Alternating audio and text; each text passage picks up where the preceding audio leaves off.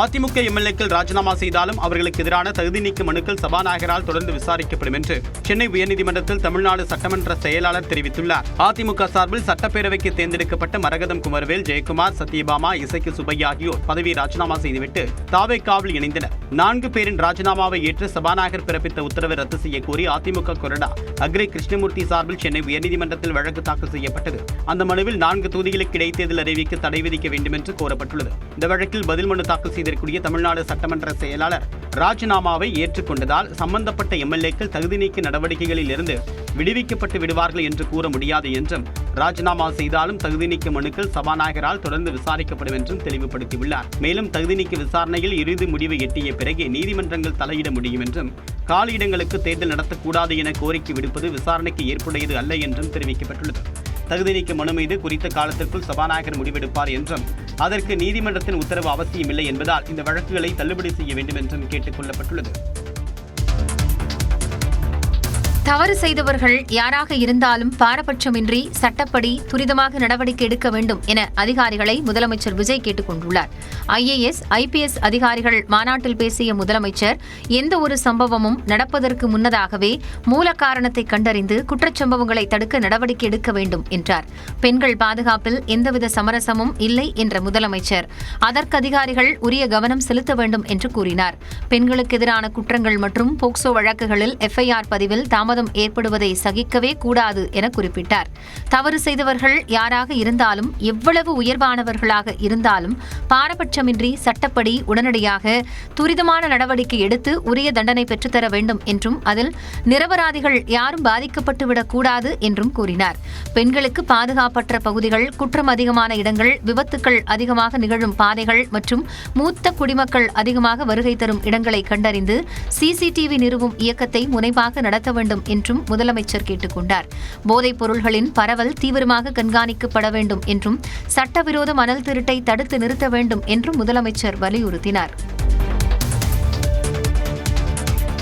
அமைச்சர் சரத்குமார் பதவி விலக வலியுறுத்தி போராட்டத்தில் ஈடுபட்ட திமுகவினர் கைது செய்யப்பட்டனர். IPL போட்டியை நேரில் பார்த்துக் கொண்டிருந்த போது அமைச்சர் சரத்குமார் போதைப்பொருள் பயன்படுத்தியதாக வீடியோ ஒன்று வெளியானது. இந்நிலையில் அவர் பதவி விலக வலியுறுத்தி திமுக மாணவரணி சார்பில் தமிழ்நாடு முழுவதுமாக போராட்டம் நடைபெற்றது.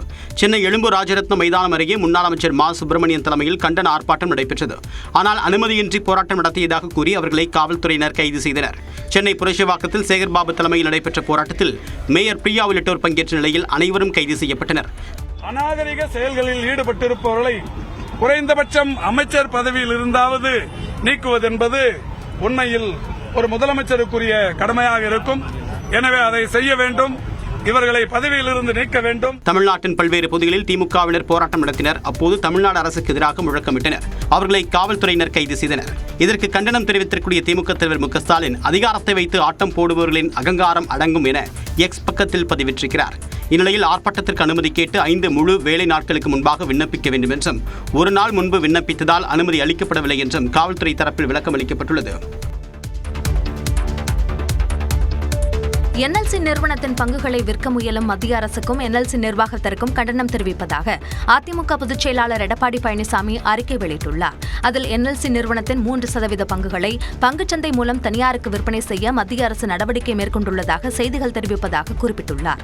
2006இல் NLCயின் 10% பங்குகளை விற்பனை செய்ய மத்திய அரசு முயற்சித்த போது முன்னாள் முதலமைச்சர் ஜெயலலிதா எச்சரித்ததால் அந்த முடிவை காங்கிரஸ் அரசு கைவிட்டதாக குறிப்பிட்டுள்ளார். 2013ஆம் ஆண்டு செபி விதிமுறைகளை காரணம் காட்டி அப்போதைய மத்திய அரசு 5% பங்குகளை விற்பனை செய்ய முயன்றபோது முதலமைச்சராக இருந்த ஜெயலலிதா 500 கோடி ரூபாய் மதிப்பிலான பங்குகளை தமிழ்நாடு அரசின் பொதுத்துறை நிறுவனங்கள் மூலம் வாங்கி NLCயை தனியார் மயமாக்கும் முயற்சிக்கு முற்றுப்புள்ளி வைத்தார் என்றும் EPS தெரிவித்துள்ளார். அதேபோல தற்போதைய தாவேக அரசும் NLCயின் பங்குகளை வாங்க முயற்சிகள் மேற்கொள்ள வேண்டும் என அவர் வலியுறுத்தியுள்ளார். 2013இல் வாங்கப்பட்ட பங்குகளின் மதிப்பு தற்போது பல மடங்கு உயர்ந்துள்ளது என்றும் அவர் தெரிவித்துள்ளார். எனவே NLC பங்குகளை மத்திய அரசு தனியாருக்கு விற்பதை தடுக்க உடனடி நடவடிக்கைகளை முதலமைச்சர் எடுக்க வேண்டும் என்று வலியுறுத்துவதாகவும் எடப்பாடி பழனிசாமி குறிப்பிட்டுள்ளார். தமிழ்நாட்டில் உள்ள அரசு கலை அறிவியல் கல்லூரிகளில் காலியாக உள்ள 2708 உதவி பேராசிரியர் பணியிடங்களை நிரப்புவதற்கான தேர்வுகளை ரத்து செய்ய வேண்டும் என்று அரசு கல்லூரி UGC தகுதி கௌரவ விரிவுரையாளர்கள் வேண்டுகோள் விடுத்துள்ளனர். எங்களுடைய பிரச்சனை என்னன்னா, இந்த குற்றச்சாட்டு நாங்கள் TRB சேர்மன் மேலேயோ இல்லை TRB செக்ரட்டரி மேலே குற்றச்சாட்டு வைக்கிறேன். ஏன்னா அவர் பேப்பர் திருத்தல, அவர் போய் எக்ஸாம் டியூட்டி பார்க்கல. எங்களுடைய குற்றச்சாட்டுனா டிஆர்பி ஃபண்ட்லேருந்து அந்த டியூட்டி பார்த்தவங்களுக்கு பணம் போயிருக்கு, டியூட்டி பார்த்தவங்களுக்கு பேப்பரேஷன் பண்ணுறவங்களுக்கு இது மாதிரி இஷ்யூ போயிட்டு இருக்கு. அப்போ வந்து இதுக்கு பொறுப்பு வந்து டிஆர்பி எடுத்துக்கணும். எங்களுடைய பொசிஷன் அதுதான். இப்போ அரசு கலைக்கல்லூரியில் மினிமம் 45, 50, 58 ரிட்டையர்டாகவே ஆயிட்டாங்க. நிறைய கெஸ்ட் லெக்சர், நிறைய கௌரவ விரிவுரையாளர் குடும்பம் வந்து அனாதையாவே ஆயிடுது. எங்களை இது நாள் வரைக்கும் 34 மார்க் அடிப்படையில் வந்துட்டு திடீர்னு தேர்வு வைக்கிறாங்க. அந்த தேர்வுலாம் நாங்களும் எதிர்கொண்டதுல நிறைய முறைகேடு. இப்போ நான் பார்த்தீங்கன்னா எங்களுக்கு அந்த 2ஆம் பேப்பர் 50 மார்க்குக்கு நான் தேர்வு எழுதியிருக்கேன்.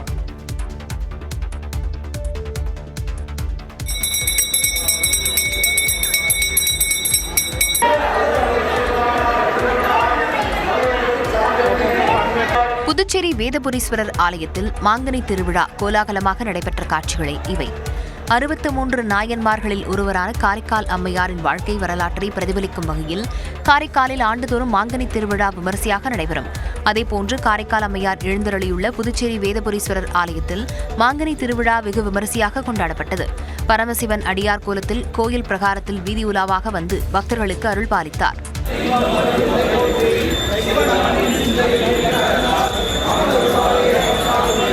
திருவிழாவில் கலந்து கொண்ட ஏராளமான பொதுமக்கள் மற்றும் பக்தர்கள் காரைக்கால் அம்மையாருக்கு மாங்கனிகளை வழங்கினர். அதேபோன்று பூஜை செய்த மாங்கனிகளை பிரசாதமாகவும் பெற்றுக்கொண்டு வழிபட்டுச் சென்றனர். தமிழ்நாட்டில் அரசு மருத்துவமனைகளில் அனுமதியின்றி ரீல்ஸ் மற்றும் வீடியோ எடுப்பவர்கள் மீது சட்டப்படி நடவடிக்கை எடுக்கப்படும் என்று சுகாதாரத்துறை எச்சரிக்கை விடுத்துள்ளது. தமிழ்நாட்டில் 5 வயதிற்குட்பட்ட குழந்தைகளுக்கு ஞாயிற்றுக்கிழமை போலியோ சொட்டு மருந்து வழங்கப்பட்டது. விருதுநகரில் போலியோ சொட்டு மருந்து சிறப்பு முகாமிற்கு எந்தவித அனுமதியும் இல்லாமல் தமிழக வெற்றிக் கழகத்தின் ஒன்றிய செயலாளர் முத்துவேல் சென்று குழந்தைகளுக்கு போலியோ சொட்டு மருந்தை செலுத்தியதோடு ஆய்வு செய்வது போன்ற வீடியோ காட்சிகளை சமூக வலைதளங்களில் வெளியிட்டிருந்தார். இந்நிலையில் மருத்துவமனைகள் மற்றும் அரசு ஆரம்ப சுகாதார நிலையங்களில் அனுமதியில்லாமல் ரீல்ஸ் வீடியோ உள்ளிட்டவை எடுத்து சமூக வலைதளங்களில் பதிவேற்றம் செய்பவர்கள் மீது கடும் நடவடிக்கை எடுக்கப்படும் என்று சுகாதாரத்துறை உத்தரவிட்டுள்ளது. முறையாக மருத்துவம் படித்தவர்கள், மருத்துவ பணியாளர்கள், மருத்துவர்கள், செவிலியர்கள் மற்றும் சுகாதாரத்துறை அதிகாரிகள் மட்டுமே நோயாளிகளுக்கான சிகிச்சைகளை வழங்க வேண்டும் என்றும், ரீல்ஸ் மோகத்தில் துறைக்கு சம்பந்தமில்லாத அனுபவமில்லாத யாரேனும் நோயாளிகளுக்கு சிகிச்சை அளிப்பது போன்றோ ஆய்வு செய்வது போன்றோ நோயாளிகளின் தனி உரிமைக்கு பாதகம் விளைவிக்கும் நடவடிக்கையில் ஈடுபட்டால் கடும் நடவடிக்கை எடுக்கப்படும் என்றும் எச்சரிக்கை விடுக்கப்பட்டுள்ளது. பெட்ரோல், டீசல் விற்பனைக்கு விதிக்கப்பட்ட கட்டுப்பாடுகள் ஜூலை 1ஆம் தேதி முதல் விலக்கிக் கொள்ளப்படுவதாக மத்திய அரசு தெரிவித்துள்ளது. மேற்காசியாவில் நிலவி வந்த போர் பதற்றம் காரணமாக பெட்ரோல், டீசல் சில்லறை விற்பனையில் சில கட்டுப்பாடுகளை விதித்து மத்திய அரசு ஜூன் 12ஆம் தேதி உத்தரவிட்டது. அதன்படி வணிக நிறுவனங்கள், தொழிற்சாலைகள் தங்களுக்கு தேவையான பெட்ரோல், டீசலை மொத்தமாக சில்லறை விற்பனை நிலையங்களில் வாங்க தடை விதிக்கப்பட்டது. மேலும் ஒரு வாகனத்திற்கு ஒரு நாளைக்கு 200 லிட்டருக்கு மேல் விற்பனை செய்யவும் தடை செய்யப்பட்டது. தற்பொழுது மேற்காசிய போர் முடிவுக்கு வந்து கச்சா எண்ணெய் போக்குவரத்து சீரடைந்து வரும் நிலையில் ஏற்கனவே விதிக்கப்பட்ட கட்டுப்பாடுகளை நாளை முதல் விலக்கிக் கொள்ளப்படுவதாக மத்திய பெட்ரோலியத்துறை தெரிவித்துள்ளது. மத்திய அரசின் இந்த அறிவிப்புக்கு தமிழ்நாடு பெட்ரோலிய விற்பனையாளர் சங்கம் வரவேற்பு தெரிவித்துள்ளது.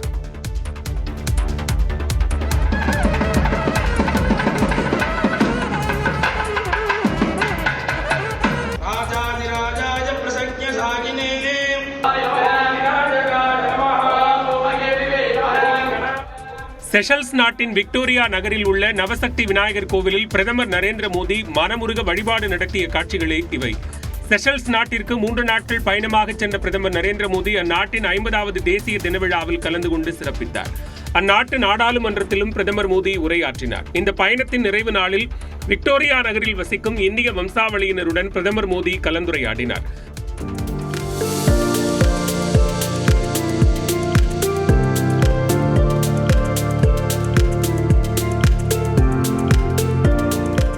தொடர்ந்து அங்குள்ள அமைதி பூங்காவிற்கு சென்ற பிரதமர் மோடி மகாத்மா காந்தி சிலைக்கு மலர் தூவி மரியாதை செலுத்தினார். அதன் பின்னர் நவசக்தி விநாயகர் கோவிலில் வழிபாடு நடத்திய நிலையில் செஷல்ஸ் பயணத்தை முடித்துக் கொண்டு பிரதமர் மோடி இந்தியா புறப்பட்டார். விமான நிலையத்தில் பிரதமர் மோடியை செஷல்ஸ் துணை அதிபர் செபாஸ்டியன் பிள்ளை ஆரத் தழுவி வழி அனுப்பினார்.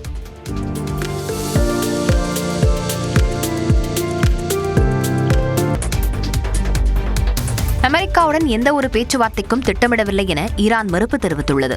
ஈரான் அமெரிக்கா இடையேயான போர் நிறுத்த ஒப்பந்தம் கையெழுத்தானாலும் இரு நாடுகளும் தாக்குதலை தொடர்ந்தன.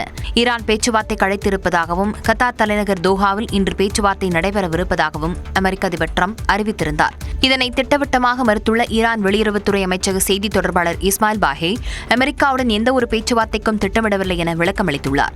அதே நேரம் ஈரானிய தூதுக்குழு கத்தாருக்கு பயணம் மேற்கொள்ளவிருப்பதாக சுட்டிக்காட்டியுள்ள பாகே அதற்கும் அமெரிக்க அதிகாரிகளின் கத்தார் பயணத்திற்கும் எந்த தொடர்பும் இல்லை என குறிப்பிட்டுள்ளார். மேலும் தோஹா செல்லும் ஈரானின் தூதுக்குழு புரிந்துணர்வு ஒப்பந்தத்தின் விதிகளை செயல்படுத்துவதில் கவனம் செலுத்தும் எனவும் கூறியுள்ளார். போர் நிறுத்தம் அறிவிக்கப்பட்ட பின்னரும் அமெரிக்காவும் ஈரானும் மாறி மாறி முரண்டு பிடித்து வருவது உலக நாடுகளை கவலையில் ஆழ்த்தியுள்ளது.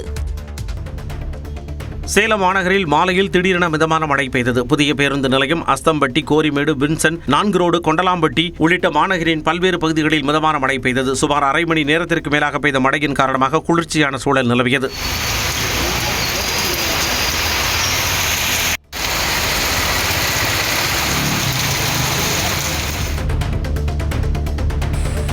தென்காசி மாவட்டம் குற்றாலம் 5 அருவியில் பெண்கள் குளிக்கும் பகுதியில் சாரை பாம்பு மலையில் இருந்து விழுந்ததால் சுற்றுலா பயணிகள் அலறி அடித்து ஓட்டம் பிடித்தனர்.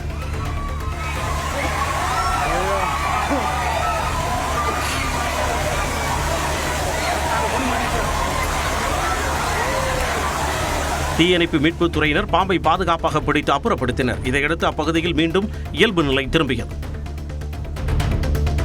கோவை மாவட்டம் பேரூர் அருகே அறுவடைக்கு தயாராக இருந்த வாழை மரங்களை யானை சேதப்படுத்தியதால் விவசாயிகள் வேதனை அடைந்துள்ளனர். மேற்கு தொடர்ச்சி மலைப்பகுதிகளில் சமீபமாக காட்டு யானைகளின் ஊடுருவல் தொடர்கதையாகி வருகிறது. காளம்பாளையம் கிராமத்திற்குள் புகுந்த யானை 100க்கும் மேற்பட்ட வாழை மரங்களை சேதப்படுத்தியது. சென்னை கோவிலம்பாக்கம் பகுதியில் ஆம்புலன்ஸுக்கு வழிவிடாமல் ஆட்டோவில் பிளாஸ்டிக் பேரிகேடை இழுத்துக்கொண்டே சென்ற இளைஞர்களை காவல்துறையினர் தேடி வருகின்றனர். 200 அடி ரேடியல் சாலையில் அட்டகாசம் செய்த அந்த இளைஞர்களின் வீடியோ தற்போது வெளியாகியுள்ளது.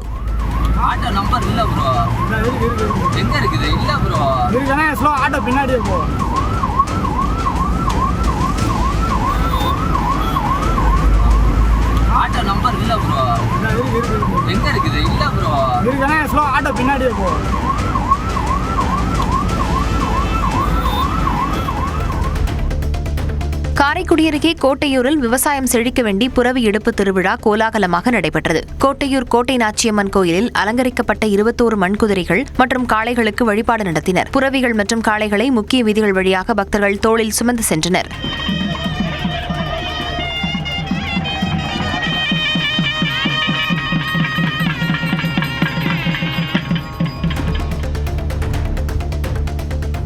சென்னை மாநகரில் ஆவின் பால் விநியோகம் குறைக்கப்பட்டதாக வெளியான தகவல்களை தமிழக அரசு மறுத்துள்ளது. அனைத்து வகை ஆவின் பாலும் வழக்கம் போல் விநியோகிக்கப்படுவதாகவும் கடந்த ஆண்டு ஜூனை விட இந்த ஆண்டு தினசரி சராசரியாக 36,000 லிட்டர் கூடுதலாக பால் விற்பனை செய்யப்பட்டுள்ளதாகவும் அரசு விளக்கம் அளித்துள்ளது. தவறான தகவல்களை நம்ப வேண்டாம் என்றும் பொதுமக்களுக்கு அறிவுறுத்தப்பட்டுள்ளது. விழுப்புரம் மாவட்டம் திருவக்கரையில் கோயில் கோபுர கலசங்கள் திருடப்பட்ட சம்பவம் பரபரப்பை ஏற்படுத்தியுள்ளது. திருவக்கரை பகுதியில் வடிவாம்பிகை உடனுரை சந்திரமௌலீஸ்வரர் ஆலயம் இந்து சமய அறநிலையத்துறையின் கட்டுப்பாட்டில் இயங்கி வருகிறது. இந்த ஆலயத்தின் உட்பிரகார பகுதியில் உள்ள நடராஜர் மற்றும் விநாயகர் விமான கோபுர கலசங்கள் திருடப்பட்டன. புகாரின் பேரில் காவல்துறையினர் வழக்கு பதிவு செய்து விசாரணை மேற்கொண்டு வருகின்றனர். கடலூர் மாவட்டம் பூதவராயன்பேட்டை திரௌபதி அம்மன் ஆலய தீமிதி திருவிழா விமரிசையாக நடைபெற்றது. காப்பு கட்டிய பக்தர்கள் பக்தி முழக்கங்களை எழுப்பியவாறு கிராமத்தின் முக்கிய வீதிகளின் வழியாக ஊர்வலமாக வந்தனர். கோயில் வளாகத்தை வந்தடைந்ததும் மேளதாளங்கள் முழங்க தீக்குண்டத்தில் ஒவ்வொருவராக இறங்கி தீமிதித்து நேர்த்திக் கடனை செலுத்தினர்.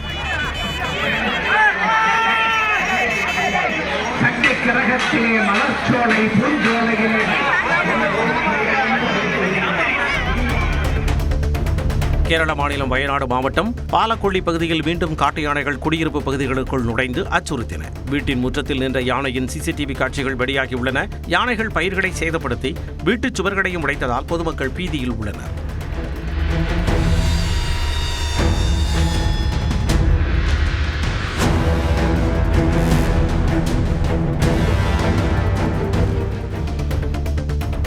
சபரிமலை தங்க கொள்ளை வழக்கில் திருவிதாங்கூர் தேவசம் போர்டின் முன்னாள் தலைவர் PS பிரசாந்த் மற்றும் அப்போதைய நிர்வாக குழுவினரை சிறப்பு புலனாய்வு குழு குற்றவாளிகளாக சேர்த்துள்ளது. 2025ஆம் ஆண்டு தங்க தகடுகள் மாற்றியதில் முறைகேடு நடந்ததாகவும் 2019ஆம் ஆண்டு தங்க கொள்ளையை மறைப்பதற்காகவே இந்த நடவடிக்கை மேற்கொள்ளப்பட்டதாகவும் SIT நீதிமன்றத்தில் தெரிவித்துள்ளது. கோவை மாவட்டம் மேட்டுப்பாளையம் அருகே சாலையை கடந்து சென்ற பாகுபலி யானையை பொதுமக்கள் ஆர்வத்துடன் பார்வையிட்டனர். வனத்துறையினர் வனப்பகுதியில் முகாமிட்டு பாகுபலி யானையின் நடமாட்டத்தை கண்டறிந்து வந்தனர். ஓடந்துறை காப்புக்காடு பகுதியிலிருந்து வெளியேறிய யானை ஆடி அசைந்தபடி மேட்டுப்பாளையம் ஊட்டி சாலையை கடந்து சென்றது.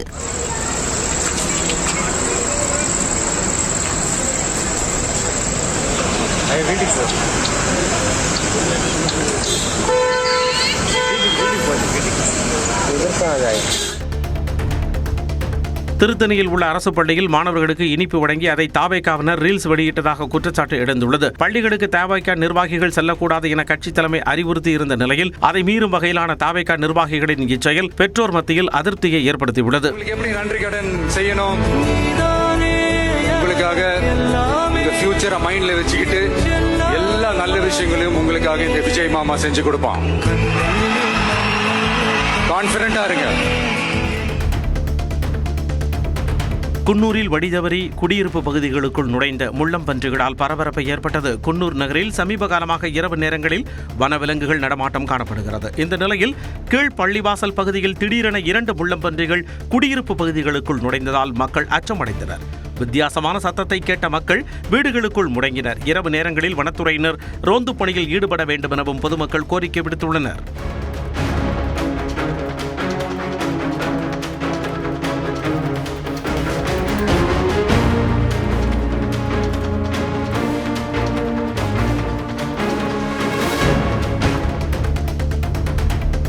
ராமநாதபுரம் மாவட்டத்தைச் சேர்ந்த 5 மீனவர்கள் சோமாலியாவில் மீன்பிடி ஒப்பந்த வேலைக்கு சென்று உணவு சம்பளமின்றி சிக்கி தவித்து வருவதாக கூறப்படுகிறது. அவர்களை உடனடியாக மீட்டு தமிழகம் அழைத்து வர நடவடிக்கை எடுக்க கோரி அவர்களது குடும்பத்தினர் ராமநாதபுரம் மாவட்ட ஆட்சியரிடம் 2வது முறையாக மனு அளித்தனர். உயிருக்கு ஆபத்தான நிலையில் இருப்பதாக மீனவர்கள் வீடியோவும் அனுப்பியுள்ளனர். 6 மாசமாக கொண்டாந்து எங்களை போட்டுட்டு அவன் பாட்டில் ஊருக்கு வந்துட்டான். தம்பியும் குடிக்கிட்டு சமயக்கனா மலேசியா போயிட்டான். எங்களை எடுத்தவங்க எல்லாரும் போயிட்டாங்க. எங்களுக்கு வர்றதுக்கு வழி இல்லாமல் நாங்கள் இந்த வேலையை பார்த்து எங்களுக்கு இது வேலை பார்க்கலாம். எங்களுக்கு சாப்பாடுக்கு ஒன்றும் வழி இல்லை. விழுப்புரம் மாவட்ட ஆட்சியர் அலுவலகத்தில் இயங்கி வரும் நில அளவை பதிவேட்டுத்துறை அலுவலகத்தில் லஞ்ச ஒழிப்புத்துறை அதிகாரிகள் நடத்திய சோதனையில் 78,000 ரூபாய் ரொக்கம் சிக்கியது. நில அளவை பதிவேட்டுத்துறையில் பணிபுரியும் நில அளவையர்களுக்கு பதவி உயர்வு வழங்க லஞ்சம் பெறப்படுவதாக புகார் இருந்தது. இதன் பேரில் சோதனை நடத்திய லஞ்ச ஒழிப்புத்துறை அதிகாரிகள் 78,000 ரூபாய் ரொக்கத்தை பறிமுதல் செய்து 7 பேரிடம் விசாரித்து வருகின்றனர். நெல்லை மாவட்டம் பாபநாசம் அருகே மலையடிவாரத்தில் உள்ள திருப்பதியாபுரத்தில் இரவு நேரத்தில் கரடி ஒன்று சுற்றித் திரிவதால் வீட்டை விட்டு பொதுமக்கள் வெளியே வர அச்சமடைந்துள்ளனர். சாலையில் கரடி ஓடுவதை அந்த வழியாக சென்ற வாகன ஓட்டி ஒருவர் தனது செல்போனில் வீடியோவாக எடுத்துள்ளார். இரவு நேரத்தில் கரடி நடமாடும் CCTV காட்சிகளும் வெளியாகி பரபரப்பை ஏற்படுத்தியுள்ளது. மேலும் வனத்துறையினர் போர்க்கால அடிப்படையில் கரடியை குண்டு வைத்து பிடிக்க வேண்டும் என்று கோரிக்கை விடுத்துள்ளனர். மயிலாடுதுறை அருகே நடுக்கரை மேலப்பாதையில் திரௌபதி அம்மன் கோயில் தீமிதி திருவிழா வெகு விமரிசையாக நடைபெற்றது. ஆலய வளாகத்தில் அமைக்கப்பட்ட தீக்குண்டத்தில் சக்தி கரகம் இறங்கியதை தொடர்ந்து பக்தர்கள் தீமிதித்தனர். தீமிதித்த பக்தர்கள் சாட்டையடி பெற்று நேர்த்திக்கடனை நிறைவு செய்தனர்.